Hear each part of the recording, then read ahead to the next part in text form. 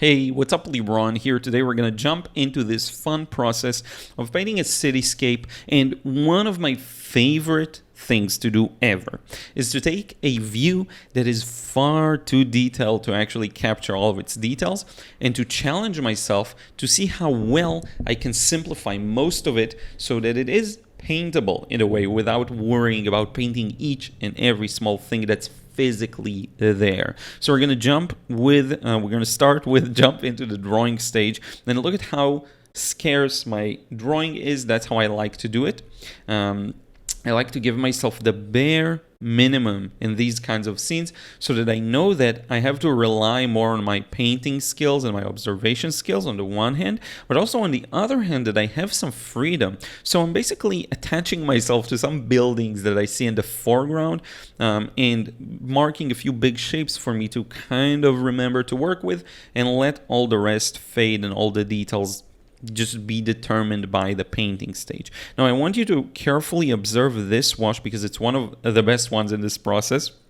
I make a lot of mistakes, but I still love the end result here, and this was one of those, let's say, more perfectly executed stages. So one of the things I really like about it is the color balance and also my interpretation of the scene, and especially together with the different shapes and elements to it.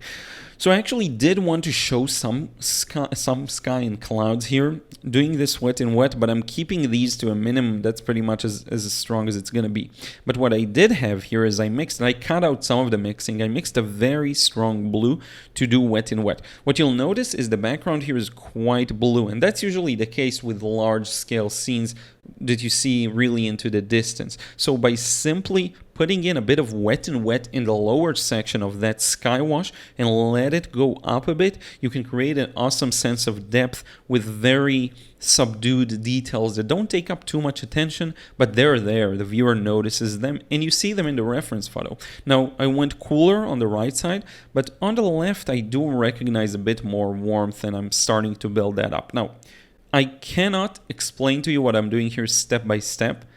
I can tell you my mindset. I'm looking at a reference photo and I'm going into this autopilot mode, but a good autopilot where I'm really feeding off of what I see in the photo and then what happens on paper. And I'm using this weird process of interpreting it kind of the way I see it. Now, this is, again, very intuitive. It's something that is very hard to teach, unfortunately, but I do think that if you're able to get into that mental state, you will be able to paint things that you can't explain how you paint them afterwards, and it's one of the most fun experiences to ever have. Now, I'm not saying that's the only way to paint, but it's one way. Now, look at me go with that orange. So one of the mistakes I did here was the orange wasn't strong enough. I could have used a much stronger orange that I actually have in another palette, and I later bring that in as a kind of support player. But that's good enough for our purpose. It is a nice orange. It's kind of a pyrrole scarlet and yellow ochre mix with a bit of lemon yellow in it. The blue is French ultramarine and a bit of phthalo blue. And mostly pyrrole scarlet so far, but there will be a bit of quinacridone rose later on. Now, you see, I'm basically grabbing onto whatever details I am recognizing, like this building here, this kind of square-like shape with all of the rooftops. There are some nice contrasts there, some nice shadows. I am leaving a lot of highlights. I'm kind of squinting my eyes, looking at the reference photo. These things are irreplicable. And I think if you're able to, again, channel that, you'll do really well. It's something I don't know how to explain, but it's almost like a pure mode of creation, and I'm going to be focusing on a lot of abstract concepts in this video, so my apologies. I will do a proper, like, more technique-oriented one soon, trust me, but because it's been a while. But for this one, I really want you to focus on that, like, channeling that, just allowing yourself to paint as you see it. Now, one thing you may run into, one issue is you may discover that your technique is just not up to par or not good enough to execute upon your vision. That's a very common frustration among beginners. Now, I'm here to reassure you, it's something that does improve with time, and I went through the exact, and I mean the exact same thing. So I think whatever you do, you get better at. If you truly want to improve, whatever you do, you will get better at. So the only advice I can really give you is to do. Now look at my layering of colors. Starting blue, going a little reddish, going a little orange, then we have a bit of a greenish blue in the middle, and then back to reds. One thing that I always tell my students, and it's an issue that many face, is look at your painting from afar and see if there is clarity to it from that farther view. So does it make sense? Do the values gradually become darker? Do the colors make sense in the grand scheme of things, not just if you look at the small square within the painting? Because it's very easy to get into small granular details and lose track of the entire image, so that if you have, let's say, a background that very gradually goes from light to dark, you kind of mess it up, and then in the middle you have a way too light wash, right? So always try and have one eye oriented at the overall picture, and then one eye seeing what you're doing right now, right? It's just a suggestion, right? You may have a different process. You may want to develop a different process. In the beginning, when you're just learning techniques, it's a good kind of best practice, I guess. But yeah, some people say that I go too much into the abstract, but it really is where all the magic happens, I have to say. So I'm leaving this rooftop as a bit of a highlight for now. And what I'm discovering is already my oranges, again, aren't bright enough. Not just light enough, but bright enough. You will see me improve that later on. Now, as we get to the bottom, I'm using a bit more blues. That's something I often do in these kinds of larger scale scenes because it pulls the attention to the center. It's a neutral blue. It doesn't compete too much with the orange, but it does complement it, which is important. Now I'm going to make use of the fact that this is still wet and that this is cold press paper to do some wet and wet. Cold press, sorry, this isn't even cold press, it's rough. Rough papers just give you an easier time. You're much better able to give them time to dry. It's more forgiving if you go with your first wash and you go with a mid value immediately. It's much easier than hot press to kind of have things merge together. But on the other hand, I find personally that I have to be careful of that because I have a tendency to just kind of let it stay for too long sometimes. So now I mix this dark purple kind of brown color. My goal is this. When I look at this next wash, which is technically you could say the hardest, I'm trying to see what shapes are at my disposal right now, and I'm working, because this is a more fragmented wash of different shapes, it's still not that unified. I'm really just starting wherever I know what to do. So I'm looking for a spot that is clear enough for me, and that rooftop is a beautiful shape that by painting it, it negatively paints both the rooftop on the right forward and the back left, right? So it indicates a lot. This front shape as well, it just indicates a lot. So I thought I'd start with these two and slowly build it out from there. One added benefit of working from a specific point and outwards is that you're able to more easily maintain a focal point. Where you want the viewer's attention to go, that's where you start. That's where you're really careful with the details. And as you move out to the outer circles, you can kind of lighten up and let go and be more loose and interpret things kind of your own way, right? So it's just a good way. Now look, I'm still struggling here. I'm like, oh, what's the shape of this rooftop? What's this doing? What's that? It's not easy, but it's one of those things. The thing you train at is the thing you improve at, right? Now under that rooftop, which is green because the first wash there was green, that's my blooper. I'm putting in some dark bluish gray, making it pop, hopefully, right? Now moving on to a more fiery red mix. So this has some pyrrole scarlet and some lemon yellow and a bit of yellow ochre because I want to start indicating some rooftops. I am negatively painting around some small shapes, but to be honest with you, my mindset right now is just paint the shadows. Don't worry about painting over the highlights.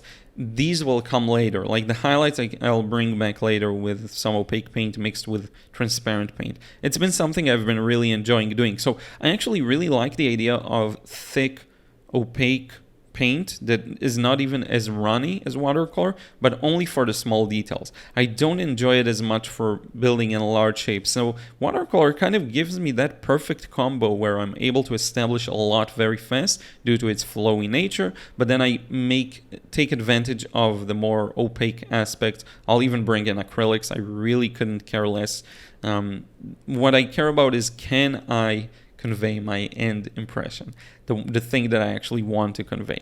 And you have to understand, I'm going for these views on purpose because it's those views that force you to simplify. Because if you're going to try and paint every detail, especially in the very beginning, you'll have a hard time. You'll have a bad time possibly too. It's okay to paint each and every detail. Some people work a very different method than I do. They go more realistic and more section by section. That's perfectly okay.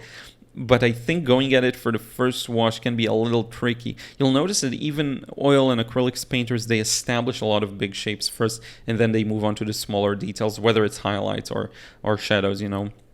So it's just a very interesting thing. Establishing the rooftops one by one, the thing that gives me a lot of interest here is that contrast between the bright rooftops, the dark rooftops, and the dark shadows, and then the jewel, the cherry on top is those small windows, small dormers, small architectural details. That's just the bonus. That's not the main thing, but it's, if we can convey that, that'll be great, right? So this does look like a mess, and I'm going to show you in just a few seconds. I'm going to zoom out a bit because it's really cool to see how the mess becomes very organized when you give it a different perspective. So you're going to see that. Now, again, moving in with this orange, you'll notice that as we move far back, there's also quite a bit of that orange rooftops that I indicated with a light wash, but some of them require a bit of a darker wash. Some of them require a brighter wash, which I'll add again later on. But notice how I am spending quite a lot of time on that front area. Because this is the closest to us, it's the thing that directly complements that square-ish shape that is my favorite in this entire thing. So I want to devote, and here I'm using more quinacridone rose and lemon yellow, so I wanted to devote enough time for that, right? Quinacridone rose is a really good color because it allows for very bright mixes, which unfortunately I'm not showing here as well, but it is, trust me, you can get quite a bright red with it, quite a bright orange with it too if you're mixing it correctly. Now I know a lot of people will tell me your palette's dirty, that's why you can't mix the brighter colors. It has actually nothing to do with that in this context, because it's more about the colors vibrancy and less, like it doesn't necessarily, the colors I'm looking for at this stage aren't necessarily clean, but I am looking for the right values, if that makes sense. Later on, I'm like, okay, this rooftop needs the lightening up, this rooftop needs, and then I go into more of these details. By the way, I wanted to mention for a while, I am going to film not only a more technique-oriented video, but a real-time video soon too, because I kind of miss doing that and really talking as I paint, which can be a challenge, but it's fun. So yeah. Moving on with these shapes, trying to establish the light shapes by painting the darks around them. That means the ground, right? The ground is darker than definitely than the walls and the rooftops. It's not as dark as some of the shadowy rooftops, but it is a little darker than many of the other rooftops, so I make sure to include that in. Just following the process. That's the only thing you can do here, really. You recognize a shape that you can work with, and then you work with that. There's really not too much to it. And, you know, techniques aren't really a barrier for most people. It's just that you see the current stage of the painting and you're just not feeling like it's matching the vision. But funny enough, if you stick with it, you will get to some, like if that's your vision and you're here, the more you add and add and add, you go up, and it looks like you're staying in your spot, but you're actually moving closer and closer to it. Now, it doesn't mean you're going to hit the vision, be right, like perfect, but you're going to end up somewhere lower, but you're still going to make moves to get closer to it.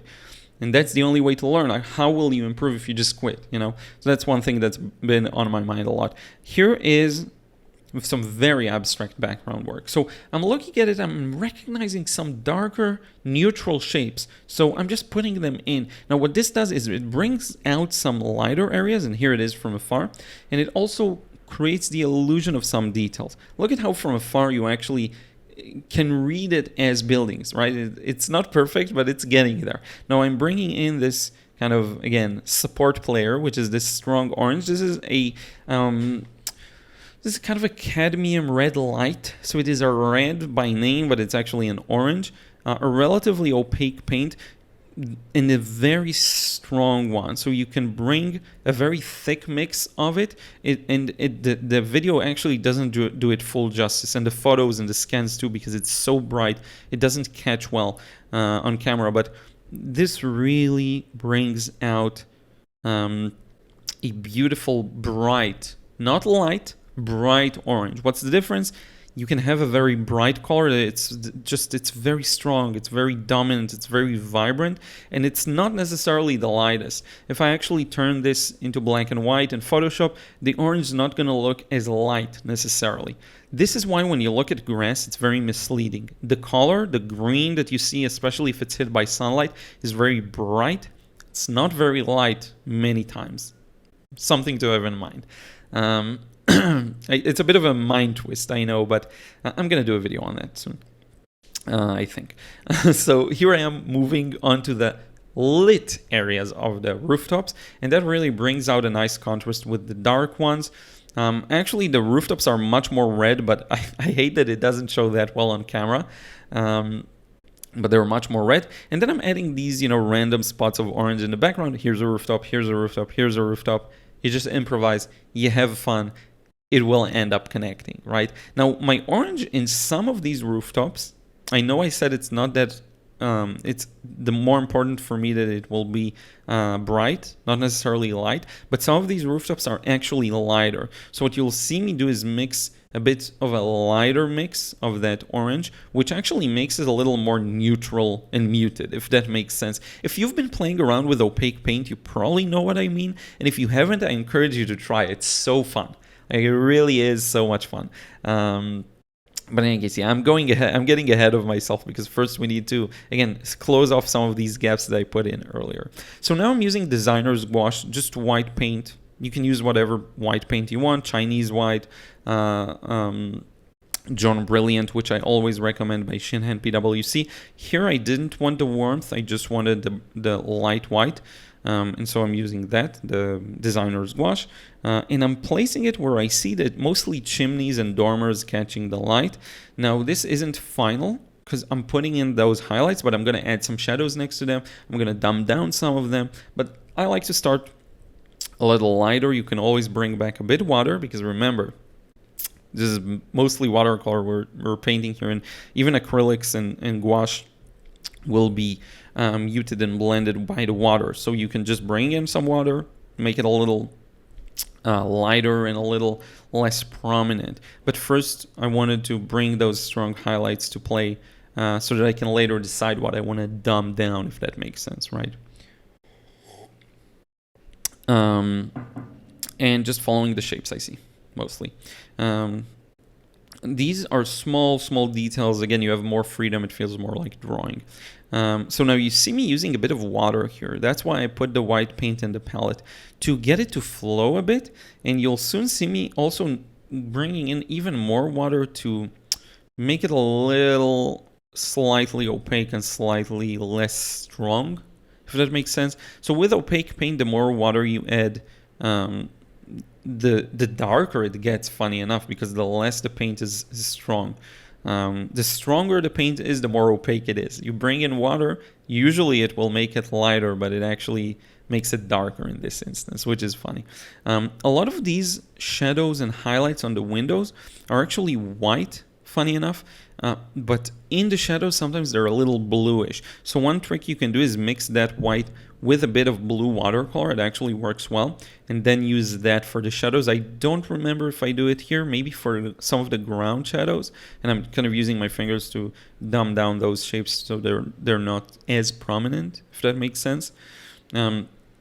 And by the way, I cut out some pauses I'm taking, but I am taking a few here. I am mixing with a bit of blue, and cool. I am taking a few steps back just to see the overall image and figure out, okay, am I going too overboard here, or am I still in the safe range? So yeah, so I cut it out, but like, take your time, it's okay. So here you see I did mix it with a bit of more water and more opaque, more cooler blues and a bit of purples, just to make it a little less prominent again. And here you see there was a highlight, and I wanted to use that to cut out the shape of the building. So what I love about these kinds of views is you can work randomly after the first wash and kind of just put different details in random. Now here's a really cool part, because what happens when you put a highlight, once you add a shadow next to it, it really justifies it. So you'll see me adding these shadows to the dormers, and it really will make the highlight read so much better. It does so many cool things. It adds a strong contrast, which just looks cool on a pure abstract level. Our eyes love looking for these contrasts, but then it also makes visual sense, because when you read the shape, it just that's how it's supposed to be, right? So it's just a really cool effect, a very fun one. I love layering highlights next to shadows. And I'm using this, again, opportunity to put in some of the windows and some of the details. That's kind of how I like to do it. Establish the first wash, establish big shapes, work on highlights, work on shadows and details. That's the way I like doing it. One thing you want to pay attention to is when you put these small windows in and details, it is important to be somewhat accurate in the overall pattern. So it should look like they follow the shape of the building. You can be a little loose with them, but just make sure the overall pattern makes sense. This is where we are actually looking for patterns. Unlike a landscape, a forest scene, something like that, here we're looking for that pattern to make sense, because that's what registers in our eyes as, oh, it's a building. It's a human-made thing. Right, and look at how beautifully the slightly cooler white windows in that front and center building dried. I love that. Now, windows at this angle are very thin, so that's another quick tip I can give you. Paint them very thin if you can, thinner than you think. I had this issue where I would paint them super thick. The problem is you're seeing them from the side, so you're barely seeing a thin strip of them. So one thing to make sure that you're being a little careful with, let's say. A bit in the background there, not too much, right? Because I already have quite a lot of details in the foreground, so just hinting at it. And I'm really looking forward to you seeing the scan. The colors, again, aren't as accurate, unfortunately. My scanner is really bad at handling strongly saturated oranges and blues for some reason, but it still looks so much cleaner than this. You'll see in just a few seconds. Now, one of the final steps here for me is to bring out some of these rooftops I mentioned earlier, and to make sure that they actually work in the correct contrast. So you'll see me do that in just 1 second. I am trying to add a bit of a feel of some foliage around the buildings, because there is a bit of that. I want the brain of the viewer to kind of stop and pause and look at some of these branches and whatnot. Now here there was just some light shining on the floor, but look at how beautiful this white and blue mix is with the opaque white, transparent blue.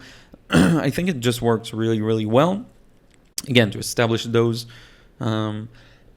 lighter sections within the shadows. It's a cool trick. It's kind of a gimmick, but it does work really, really well.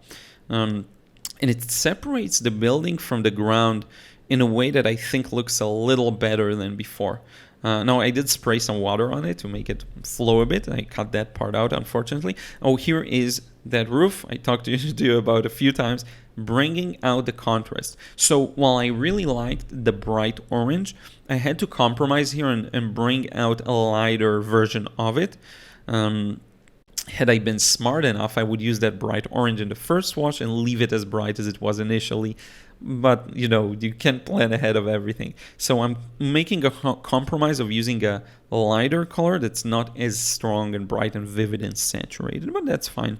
And that's going to be one of the final steps, just getting in those very bright, hinted at oranges. It's not really orange, but it does bring out some interest in some of the dormers and some of the details. And here we go, assigned it. This is the end result. No tape to remove this time, unfortunately, because I love this stage. It's very satisfying. But now let's look at it from afar again. And you see, and I'm going to zoom out even more for you just to make sure you see it. It really does read well from a distance. And it's one of those things I love doing. Have the viewer guess from up close, like, what was going on through the painter's mind, but from afar it makes sense. And my style does take a bit of a looser turn recently with these kinds of scenes. My actual goal is to be able to represent this way more realistically from afar, but still maintain that abstract quality. And I know a lot of you are into that kind of a thing, so hopefully this helps, right? Because a lot of us love to not paint every small detail. And if you are one of those people who love that, that's perfectly fine, right? But a lot of us prefer to kind of work a little looser. It's just fun. There's something in it. I don't know what it is to this day. But if you have enjoyed this, you want to learn to paint like this and go looser on the details, still get a realistic result, check out the frustration-free watercolor course. The link is going to be in the description box below. Thank you so much for watching, and I will see you in the next video.